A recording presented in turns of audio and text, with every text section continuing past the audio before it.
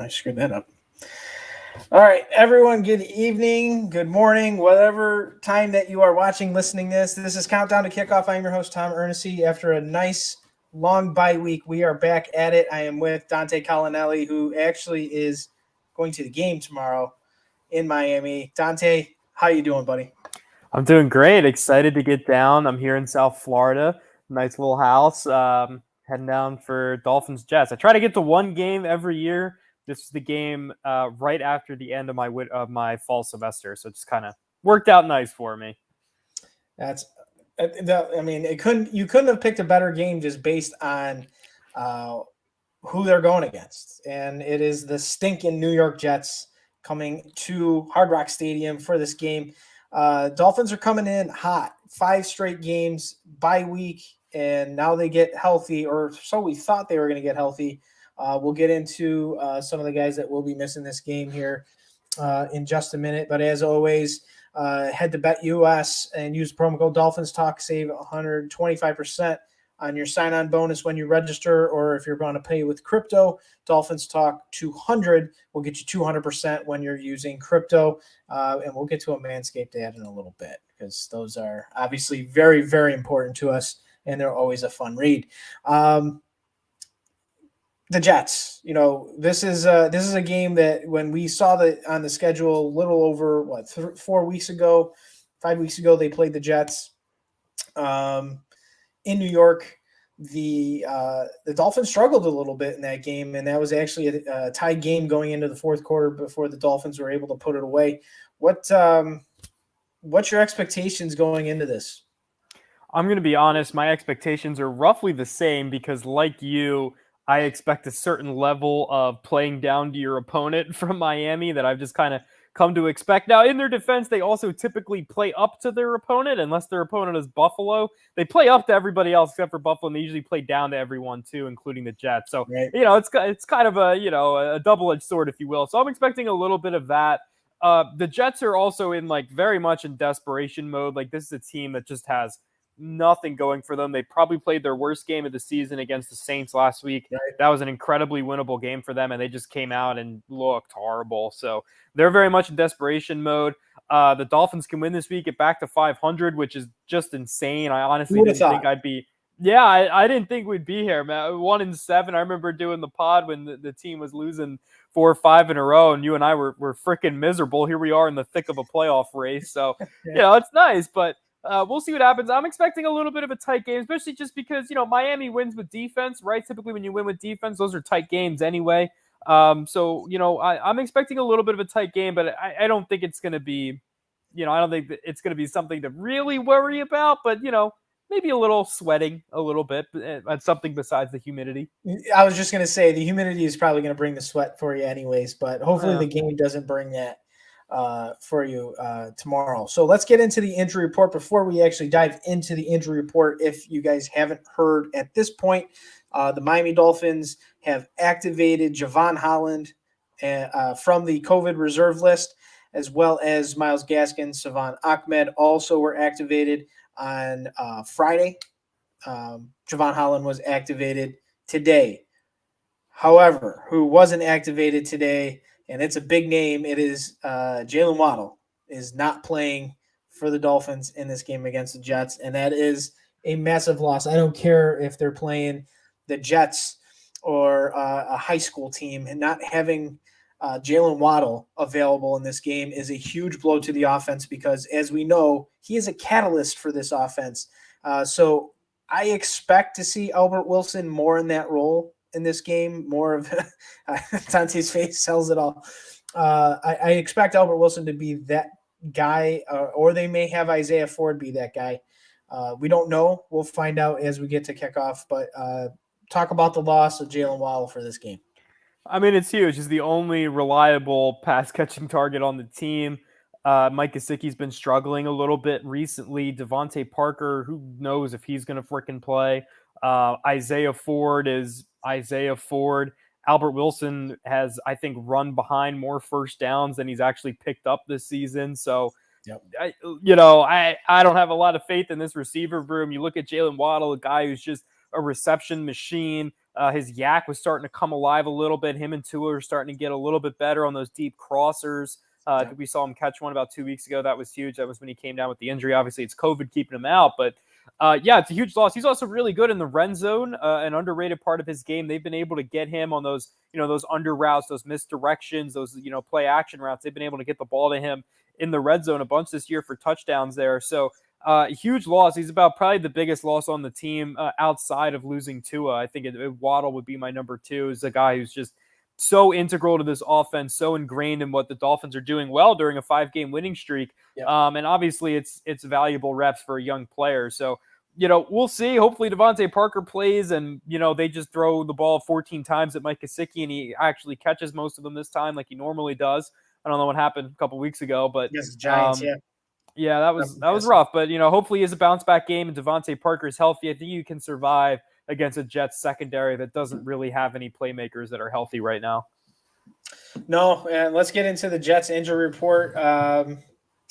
Looking at it, there's one guy that's doubtful, and it's actually a big name. It's actually arguably their best offensive lineman this year, and that's not saying a lot for that offensive line in New York, but George Fant is doubtful with a knee injury. He did not participate in any practices. He is doubtful to play. That is a massive loss, especially on who they're going up against in this Dolphins defense.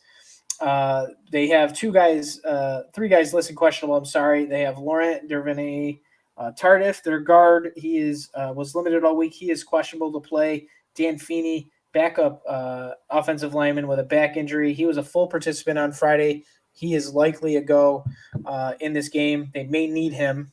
Sheldon Rankins with a knee injury. He was a full participant on Friday as well. He's questionable, but likelihood he plays.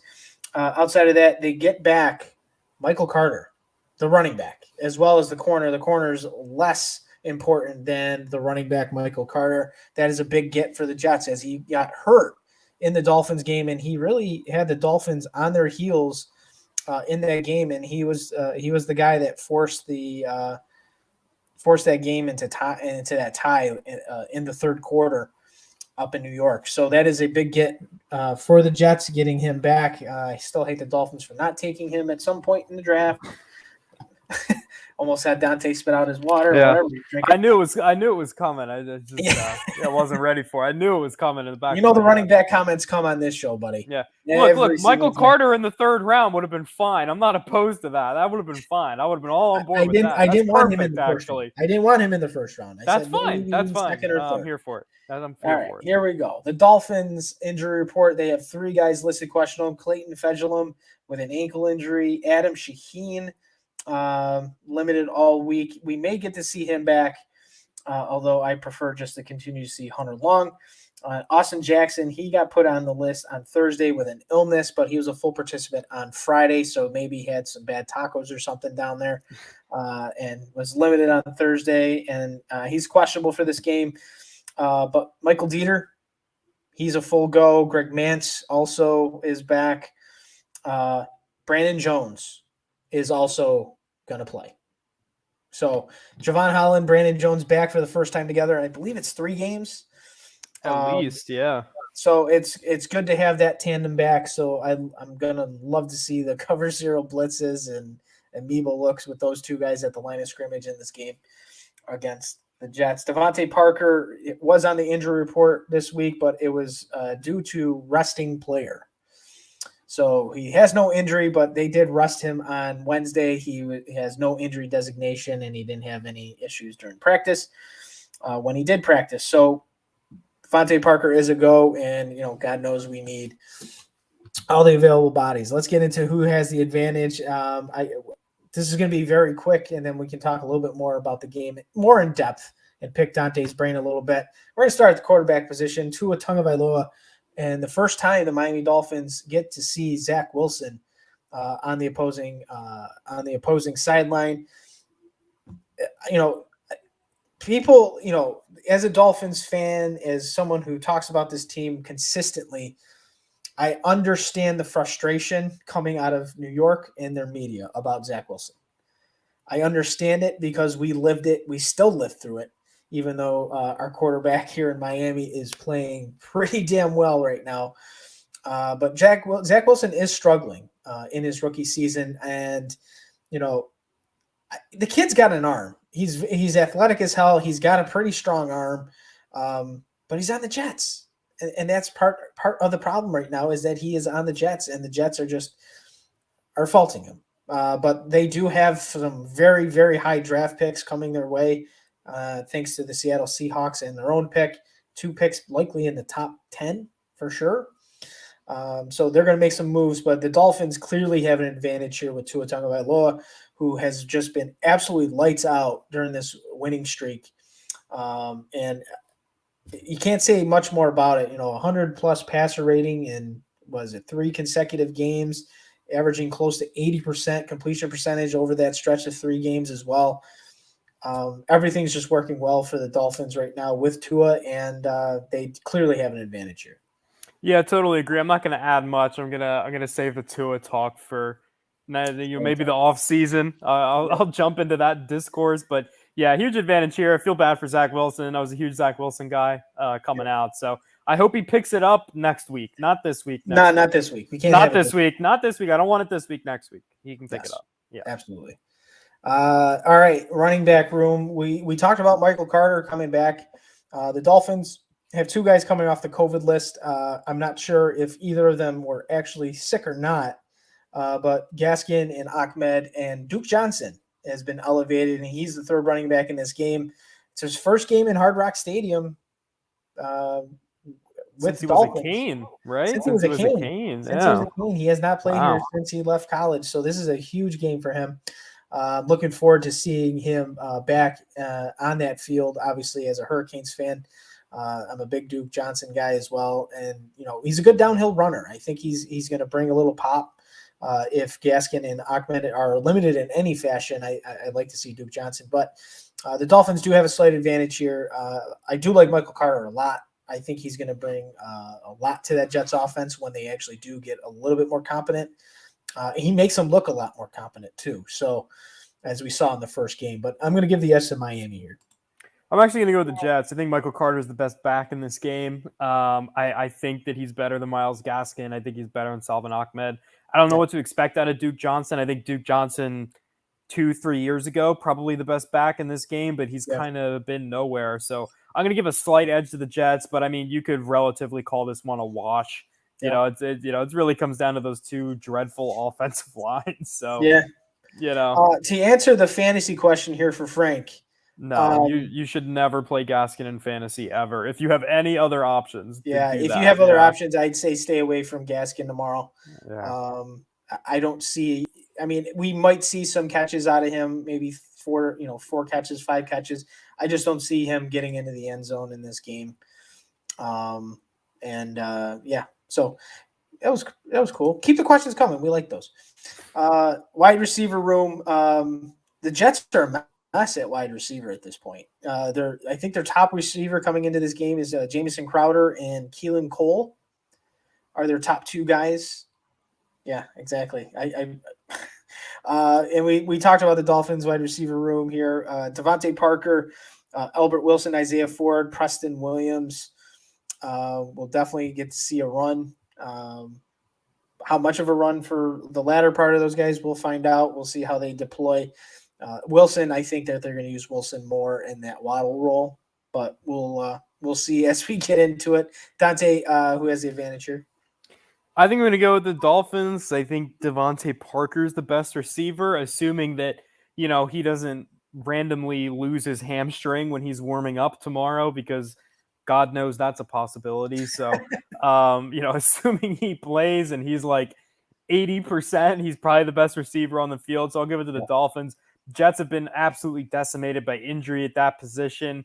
I think you're right. I think it's like Jamison Crowder and like Braxton Berrios, another former Cane, are like their top 2 guys right now. So not great for them. Not a good wide receiver matchup, but hopefully Parker plays and the Dolphins can abuse him a little bit. Yeah. In the chat, Tommy Lee Lewis actually was elevated to the active roster for this game. So yes, Tommy Lee Lewis is likely. Sure, man. Why not? Why not? Let's do it. Tommy Lee Lewis, baby. Why not? Sure. Yeah. Well, yeah, that's a good point too. They can use him at kick returner since no Waddle. and they still don't trust Noah Benogany to do really anything. So he's not going to be returning kicks either. So let's go. Yeah. All right, it's your time, buddy. It's your time. You always do this to me. I gotta talk about these god awful offensive lines every week. Look, man, nobody's blocking anyone. I don't like, you might see 25 sacks in this game. The only shot the Dolphins got is Tua's getting the ball out in like under a second every snap. So like, I don't know. I'll give it to the Dolphins. Why not? Hey, pick someone. Sure, yeah, why not? Let's do it. George Fant's not playing. Austin Jackson is playing. I don't know. Eichenberg had an okay game against the Jets the last time they played. Yeah. Maybe he has an okay game again. Dieter is playing this week. That's cool. Yeah, let's do that. Let's give it to the Dolphins because why not? I'm not going to say the right tackle's name. I don't even want to speak about him. But everyone else on the line, maybe they'll have a decent day. I don't know. I'm not very hopeful, but the Jets are missing their best lineman. So you know what?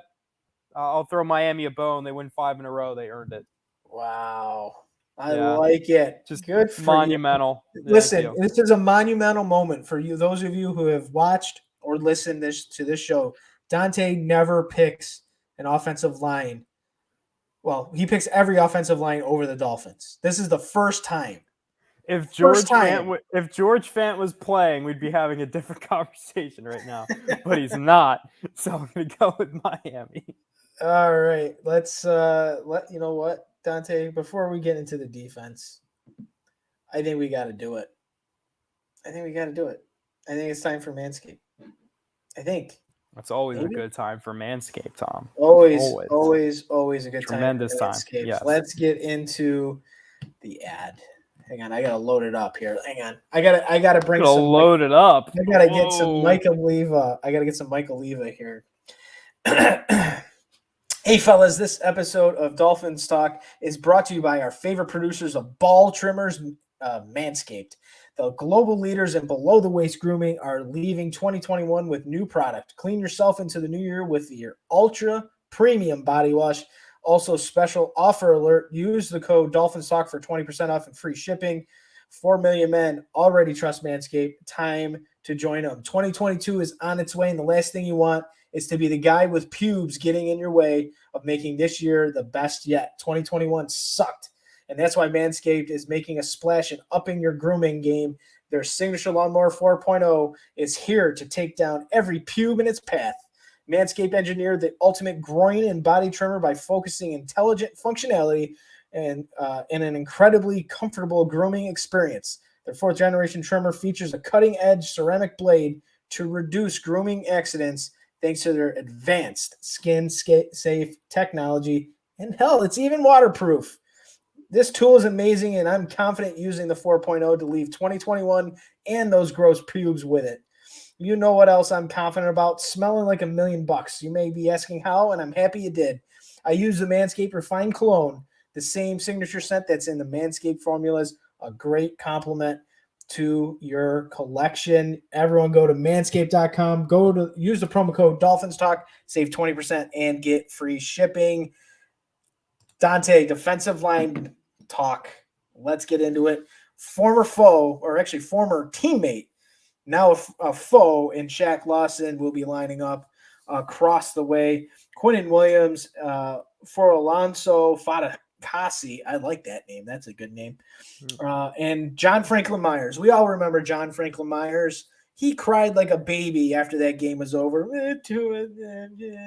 Well, it's game time again. Those are the guys up front for the Jets with the Dolphins: Christian Wilkins, Raekwon Davis, and, of course, Emmanuel Ogbah. Arguably, the two guys on the outside having Pro Bowl-esque seasons, especially with Ogbah leading the NFL in passes knocked down at the line of scrimmage. I mean, you can't say enough about Ogbah. He's been a pleasure to watch for the last couple of years here, and I think he's going to be deserving of a contract extension in the offseason. We'll see how that plays out. But who has the advantage up front? Yeah, I think it's the Dolphins. I think that as a group, I think it's the Dolphins. I think you look at Quinnen Williams as maybe the best overall player of these down linemen, given his age and potential and upside. But I think if you look at, you add in Zach Sealer, you add in Raekwon Davis, Emmanuel Ogbah's having a really good year, Christian Wilkins is having a really good year. Adam Butler's been solid when he's been on the field. So I think if you look at the collective groups, it's Miami. John Franklin Myers is a crybaby, but he's also a decent edge rusher too. So I would be a little bit worried about him running over the Dolphins right tackle, who shall remain nameless. We don't talk about him. No, we don't talk about it. I'm not. He's like the Candyman. You can't say his name. Yeah, no, I'm just not going to talk about him ever again. But I think the Dolphins have the advantage here. That line's playing really, really well. I agree with you. I think Emmanuel Ogbah is definitely deserving of a contract extension. I think he's exactly what you want in this defense, and he's been really good for 2 straight years. So pay the man. Yep. I'm in agreement with you. I think the Dolphins defensive line is going to cause absolute havoc. And, with a rookie quarterback that's struggling right now to read defenses, there's no tougher defenses to go against than the Miami Dolphins right now, who are just causing havoc for opposing quarterbacks. And they're going to make it very difficult, I think, on Zach Wilson in this game. At linebacker, CJ Mosley's is really finally playing for the Jets since he signed that massive contract. I think it was in 2019 as a free agent. Gerard Davis looks like he's going to be man in the middle. I believe Hamza Nasruddin is out with COVID. Oh. So that's going to be a loss for them. So I believe Delshon Phillips or Quincy Williams will be filling in that position. But the Dolphins linebackers, we can't really say enough about the rookie Jalen Phillips. Over the last 6-7 games, the man is just absolutely crushing it. 7.5 sacks in the last 5 games for him. He's just, he's turning into the guy that they drafted him to be and what we've hoped him to be. So my Najee Harris talk is really slowing down right now, Dante. I'm just letting you know. Jalen Phillips is making me not think about Najee Harris, okay? It's almost as if edge rushers and pass rush matters more than running the ball, Tom. Crazy. If only someone could have said that. Not true. Wow. Insane. Not true. Yeah. Running game is still important. We just don't have one. We just don't have one. We don't have one. We don't have one. But at the end of the day, Jalen Phillips has been playing just absolutely fantastic football. Jerome Baker has been much more up to snuff the last few games. He's definitely playing much better. Landon Roberts lays the lumber. Andrew Van Ginkel, who's, he struggles at times, but over the course of these last, 3-4 games, he's also been playing much better up front for the Dolphins. So I'm going to give the edge to Miami here. The Jets are really shorthanded at linebacker just based on their current depth chart, and the Dolphins are making plays. Yeah, I agree. I think it's a second level for Miami that's playing a lot better right now. I think it really just goes back to the defense, going back to what worked for them last year, right? Moving guys around, standing guys up, letting Jerome Baker and Jalen Phillips rush the passer. I think, those are the things, obviously, for Baker that worked last year, and that was what Phillips was good at Miami. They were dropping him into space and asking him to do traditional linebacker crap early in the year. He didn't do that stuff at Miami, and he's not good at it. Let the kid rush the passer. They're doing that. It's working out for him. So I'll take the Dolphins here, too. I think they're playing a lot better than they did at the beginning of the year, which is nice to see because, the second level of this defense has been a liability for the past, 3-4 years now. So, it's nice to see them really. Yeah, just a little bit. They're not great, but they're fine. They're good enough. They play well in the defense, about as good as you could ask for. Yeah. And their run defense is, I believe, ranked in the top 10 this year too, which is something that we haven't been able to say for maybe about a decade. So yeah, they're playing much better. Defensive backfield, yeah, it's a wash.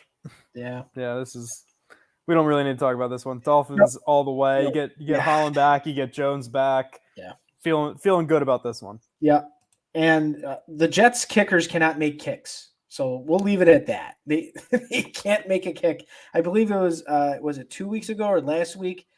Might have been 2 weeks ago. Yeah, the guy missed 2 consecutive extra points, and they wouldn't put him back on the field. Even if they scored a touchdown, they just didn't. I think the new guy's like okay. I think he hit like 4 last week because that was the only points they scored. They scored like 12 points. I think he hit like 4 field goals, but yeah. Oh, it's Eddie Pinheiro. Yeah, it was Eddie Pinheiro. He had either 3 or 4 last week because I know they only scored like 9 or 12 points on field goals. So yeah. One guy we didn't talk about. He's a special teams guy, but he's also someone that the Dolphins have to pay attention to a little bit on offense. Is Braxton Berrios? He's good. The kid scares me. He's good. Yeah, he's a good player. I was very much advocating for the Dolphins to sign him. So I don't know when his contract is up. I think he's a good slot kickoff guy. He can do some things for you. Absolutely. Good player. All right, let's get into key matchups, Dante. Who do you have as your key matchup in this game? Yeah, my key matchup is Mike Gesicki versus whoever the hell they're going to put on him. I don't know who that's going to be, if it's going to be the nickel Michael Carter or if it's going to be Ashton Davis, one of their safeties, or if it's going to be a linebacker. I don't know who it's going to be, but with Jalen Waddle out of this game, you got to think that that's where the ball should be going a lot. You want to get him involved, run him up the seam, throw the ball up there if you're Tua, let him go make a play for you. Still trust him. I know he dropped a couple passes for you against the Giants, but he's a very, very good football player. Trust that he's going to have a bounce back week. Throw the ball up to him a ton. Yeah, if you're the Jets, obviously, I think that that he's going to be a threat. Assuming Parker plays, you're probably going to shift your defense to take away one of those 2 guys. I still think you want to feed Gesicki the ball regardless. Get him running some of those RPO slants. Even I'd rather have him run one. Hello from Nicaragua. That's awesome. I'd rather have Gesicki running RPO slants than Albert Wilson, if I'm being honest. I don't know what it is about Albert Wilson. I do not trust the man. I really don't right now. So that's the big one for me, at least on offense, right? Is whatever they try to do to Gesicki, the Dolphins need to be better. He needs to be a part of this game, and this offense could really start chugging along a little bit. Yep, I agree. My key matchup, I'm looking back at the first game against the Jets. There was one guy who struggled on defense. Do you remember that guy? Byron Jones, a little bit. I believe he got burned for a touchdown. That's my key matchup. Whoever Byron Jones is going against, he better lock him down because we can't allow the Jets to hang around in this game. The Dolphins were dominating that first game until the big plays given up by Byron Jones. So he needs to be better in this game, whether he's guarding Crowder, whether he's guarding Cole, it doesn't matter. He needs to be at his best. He needs to be the guy that the Dolphins signed for $85 million and lock down whoever the hell they're going to line him up against. I'm not worried about Xavier Howard. We know Xavier Howard is going to be perfectly fine on the opposite side, but Byron Jones cannot give up the big plays. Period. End of story. Let's get into the prediction for this game. If I had a Mr. T clip, I would have played it when he says pain in Rocky 3. Yes. Dante, what do you got, man?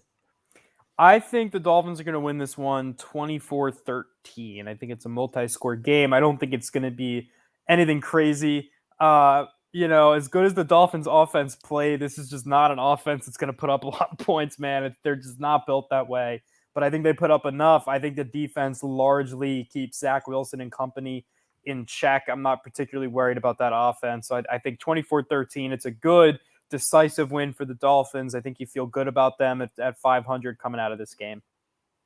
Yeah, I think the Dolphins are going to get to 500. I mean, if you go back when we were 1-7 doing these shows, we were very, very pessimistic about everything going forward with this team. And, they proved us wrong.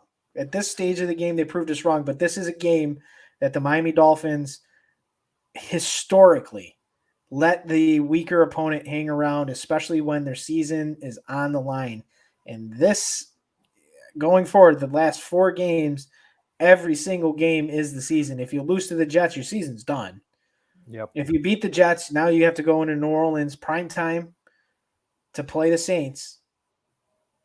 Another must-win game. If they win that one, they go to Tennessee. You have to win that one. That team is banged up beyond belief. You have to go and win that football game in Tennessee and then get to the final game of the year with a chance. If you get to that final game against the Patriots, the Dolphins have a legitimate chance. And on top of that, depending on how things are going over the next few games, dare I say, primetime game for the final game of the year? Let's not. I don't. Let's get through this one first. Yeah. But the Dolphins are going to win this one. I'm going to go on a limb and say 28-10. I think the Dolphins get the job done. Dante is going to be the man on the ground. I told him to throw things at Tua haters in the crowd. And no, dude, have a great time at the game tomorrow. Enjoy it. Enjoy the time with your family. And everybody, thank you all for listening. Be sure to check out the post-game wrap-up show with myself and Mike Oliva, where we break down the game and talk about, hopefully, another Dolphins victory, which would be 6 straight games and getting to 7-7. So hopefully it's a very fun podcast tomorrow night after the game, or if you're listening to this on Sunday, tonight after the game. Be sure to follow us on Twitter at Dolphins Talk Tom. Follow Dante Collinelli at Dante Collinelli, and follow our main account at Dolphins Talk. I hope you all enjoy the game. Good question. Who should lose tonight, Patriots or Colts? You gotta. I believe Don't root for them, but you'd be okay if the Colts lost. I was about to say, I think we're supposed to root for the Patriots tonight. Don't root for them. Which is unfortunate.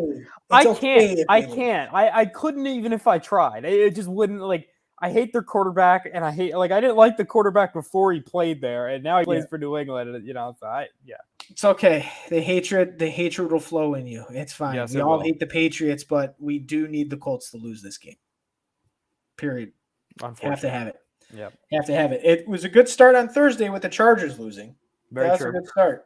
Yes. Let the division winners run away with it, and everybody stay tight. That's all we have to do. Because sometimes when you look at the way that this is broken down in tiebreakers, you want to have as many teams as possible with the same record.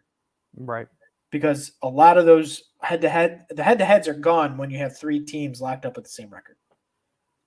So the Raiders, the Colts, who the Dolphins lost to earlier in the season, those might be out the window if they keep losing. So go Patriots. All right, that'll do it. Thank you guys. We'll talk to you again here soon. Fins up.